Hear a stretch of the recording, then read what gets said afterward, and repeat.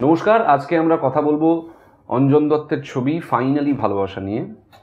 এবং ফাইনালি ভালোবাসা নিয়ে আপডেটেড থাকতে হলে আমাদের সব ইন্টারভিউজ এবং বিহাইন্ড দ্য সিনস মেটেরিয়াল দেখতে হলে ক্লিক করুন বেল আইকনে। নমস্কার, আমি অনির্বাণ ভট্টাচার্য। আমি অর্জুন চক্রবর্তী। আচ্ছা, অর্জুন কিছু বলার আগে আমি অর্জুনকে নিয়ে কিছু কথা বলতে চাই। বিশেষ করে আমি একটা খুব ইম্পর্টেন্ট মুহূর্ত শেয়ার করতে চাই। সেটা হচ্ছে যে আমি অর্জুনের বাবার সঙ্গে, মানে আমাদের সবার প্রিয় সব্যসাচী চক্রবর্তীর সঙ্গে স্টেজে অভিনয় করেছি। আমি অর্জুনের দাদার সঙ্গে, আমাদের সবার পছন্দের অভিনেতা গৌরব চক্রবর্তীর সঙ্গে সিনেমায় অভিনয় করেছি। ফাইনালি ভালোবাসা অর্জুনের সঙ্গে আমার প্রথম কাজ। অর্জুন, তুই তোর চরিত্রটা নিয়ে একটু বল। হ্যাঁ, তিনটে আলাদা গল্প, এবং আমি যে গল্পটায় রয়েছে ইনসমনিয়া, সেটায় দেখাচ্ছে এই ছেলেটি যেই লোকটার জন্য সে কাজ করে, সে একটা সাংঘাতিক টাইপের লোক। বাড়িতে এসে বউয়ের গায়ে হাত তোলে, সেটা এ দেখছে লুকিয়ে লুকিয়ে, আবার গিয়ে যখন বস নেই তখন গিয়ে ম্যাডামকে বলছে ভালো আছেন, মানে কিছু করতে পারি।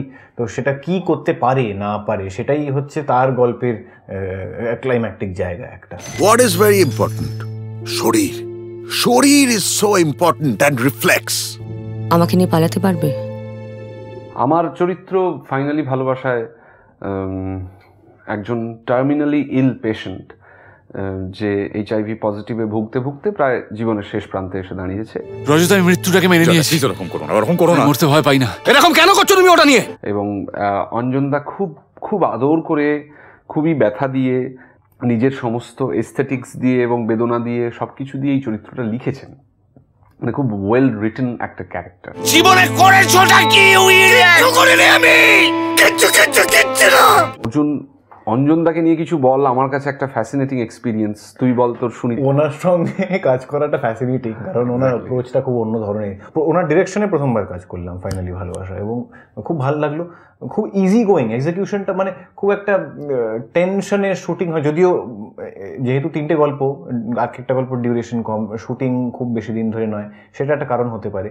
কিন্তু তাছাড়াও আমি যেটুকু দেখলাম ওনার সঙ্গে কাজ করে, খুব এক্সিকিউশনটা হয়তো এই চরিত্রটা খানিকটা ইজি লেগেছে বলেও হতে পারে।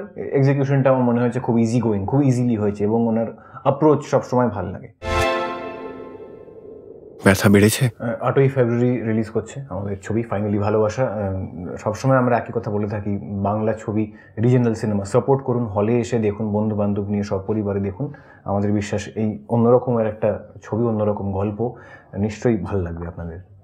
আমাদেরকে অঞ্জনদা খুব আগেই বললাম যে খুব দুর্দান্ত দুর্দান্ত চরিত্র দিয়েছেন। তো আমরা খুব সবাই পরিশ্রম করেছি, খেটেছি। এই পরিশ্রম একমাত্র সফলতা পাবে তখনই যখন আপনারা 8ই ফেব্রুয়ারি থেকে হলের সিটে ভিড় জমাবেন এবং এই ছবিটি দেখবেন। এবং অবশ্য করে প্লিজ টেলিভিশনের জন্যে কিংবা কোনো রকমের পাইরেটেড কপির জন্য অপেক্ষা করবেন না। বাংলা ছবি হলে এসে দেখুন প্লিজ।